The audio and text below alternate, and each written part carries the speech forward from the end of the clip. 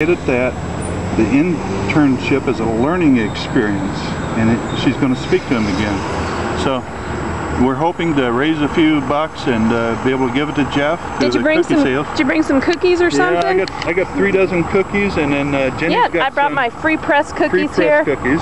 Yeah, they're in the shape of the communist red star, just as a little bit of irony for the Daily Camera. And you know, any cookies that we don't sell, I personally think we should go drop them off and give them to Jeff. That'd be good. Yeah. If we go find Jennifer and give her all the rest of the cookies. Yeah, it's a good idea. Now I have a couple questions about your service in the military. What branch were you in? I was in the Navy. Went in when I was 17 and got out just before I was 21. And I was aboard the USS Kennebec and the USS Toluga, which are both fleet oilers. And for 3 years we refueled the carriers and the destroyers and the other stuff over in the South China Sea. During the Vietnam War? 3 years. Okay. And how did you feel when you came home? Did you feel like there was any support for your service? I was afraid. For a while we were based out of San Francisco, and I was really afraid of the protesters at that time. I was real young. Being from Missouri, you don't get a lot of worldly experience, and here I was, and all those radical hippies at that time were pretty scary. And so most of us sailors changed into civilian clothes and just tried not to be recognized. And you know, here you are fighting for the country, and you got to hide your affiliation. How I'm gonna let this bus pass because they are really noisy. How do you think life would have been the last 30 years for the people of Vietnam and Cambodia if we had won the war?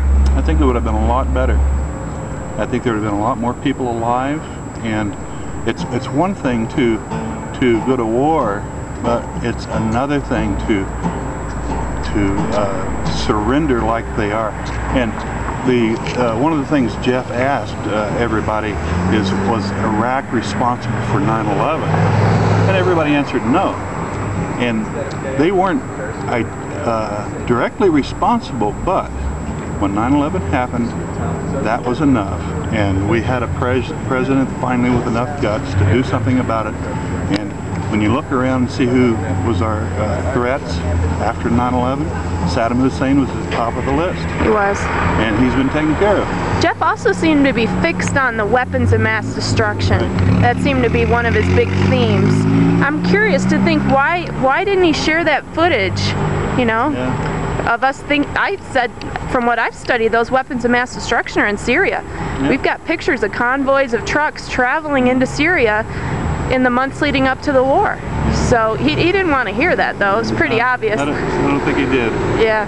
Do you have any other comments, or you know, why are you here for this bake sale? Why is that important to you?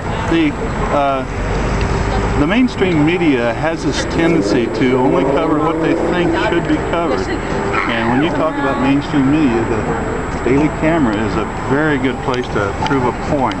And the point we're trying to prove is if they don't have the time or resources, well, we're going to sell some cookies and we're going to try to get them the resources.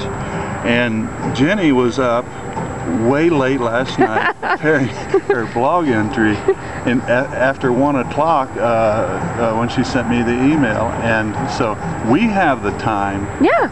And so nobody's paying me anything. Yeah, we're unpaid, just kind of like this intern guy, I think, and so we're hoping to give him some cookies and teach him a lesson. All right, thank you so much, Dale. Let's go sell some cookies. Okay.